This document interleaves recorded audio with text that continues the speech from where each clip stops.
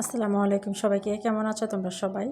আশা করছি তোমরা যে যেখান থেকে আমার আজকের এই ভিডিওটা দেখছো তোমরা সকলে অনেক ভালো আছো এবং নিরাপদে আছো। আর তোমাদের জন্য রইল আমার অন্তর থেকে অনেক অনেক ভালোবাসা। আর মহান আল্লাহর কাছে প্রার্থনা করি তোমরা যে যেখানে থাকো ভালো থাকো, সুস্থ থাকো, নিরাপদে থাকো।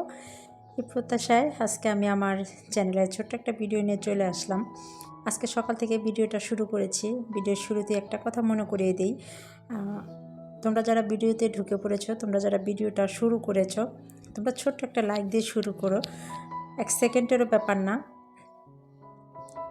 তোমাদের কাছে আমার এটা রিকোয়েস্ট রইল, তোমরা লাইকটা দিয়ে শুরু করবা। আর সকালবেলা আজকে নাস্তা বানাচ্ছি পোলাও চাল দিয়ে। এটা পোলাও না, খিচুড়ি। একটু হলুদ দিয়েছে, কাঁচামরিচ, মটরশুঁটি, ফুলকপি, বাঁধাকপি দিয়েছি। এটা দিয়ে সকালের আজকে নাস্তা বানিয়েছি। খিচুড়ি খাবো আর কি, একদম পাতলাও না আবার একদম ঝরঝরেও না। এটার সাথে আজকে আমি ডিম ভাজিও নেব না, মাংসও নেব না, শুধু একটু ঘি নিলাম। অল্প একটু ঘি দিয়ে আপনারা এইভাবে খিচুড়ি রান্না করে খেয়ে দেখবেন কত টেস্ট হয়। আর এতে ওর রোহানের বাবা নাস্তা খেয়ে বাজারে গিয়েছিল, ওকে বিদায় করে দিয়ে আমি খেতে বসেছিলাম। আর ও বাজার থেকে অনেক কিছু লিস্ট নিয়ে গিয়েছে, কিন্তু শেষমেশ গরুর মাংস আর হচ্ছে সয়াবিন তেল নিয়ে আসছে।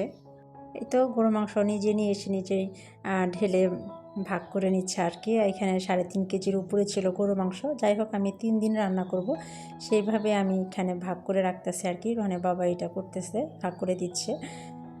আমি জাস্ট এখানে ভিডিও করতেছিলাম।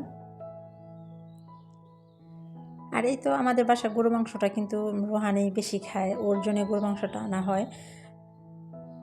ও মুরগির মাংস তেমন একটা বেশি খেতে চায় না, গরুর মাংসটা হলেও খুব ভালো খায় আর কি। এই জন্যে দেখা যায় যে গরুর মাংসটা আনলে আমরা বড়রা তো তেমনটা বেশি খাই না, ওরাই 2-3 দিন খায় আর কি।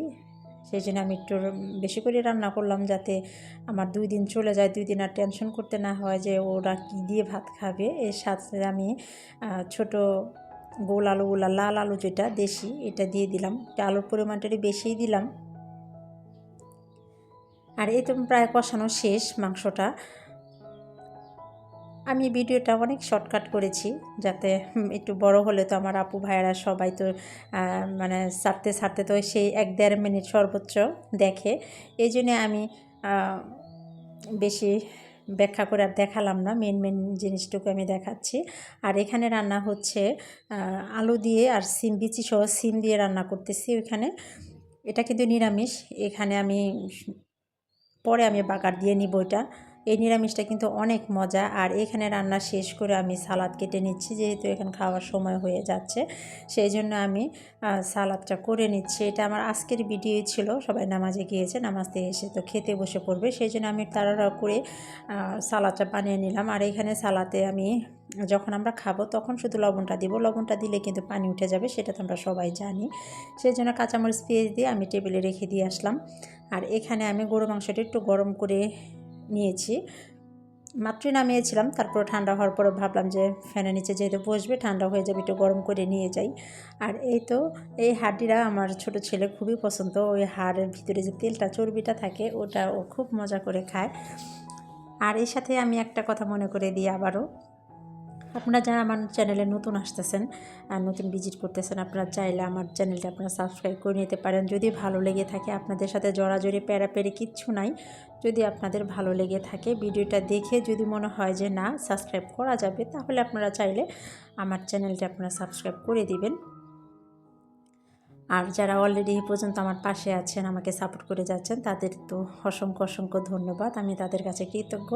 আমি তাদের ঋণটা এইভাবেই শোধ করতে পারবো, যারা আমার ভিডিওগুলো দেখে দিচ্ছে, আমার এই পর্যন্ত আমার পাশে আছে, আমিও তাদের পাশে থাকবো ইনশাল্লাহ, আমি কথা দিচ্ছি। আর এই তো ভাত খেতে সবাই বসে পড়েছে। আমি খিচুড়ি নিয়ে আসছি, ভাতও নিয়ে আসছি, সাদা ভাতও নিয়ে এসে যে যেটা খায়। তবে আমি গরু মাংস দিয়ে খিচুড়ি খাবো।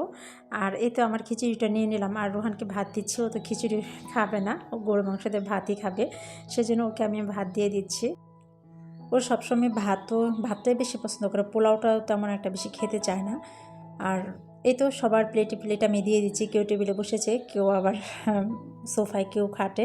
যাই হোক, যে যার মতো বসে খাচ্ছে। আর খাবার শেষে আমি একটা জিনিস দেখাচ্ছি, এটা আমি প্রায়ই খাই আর কি।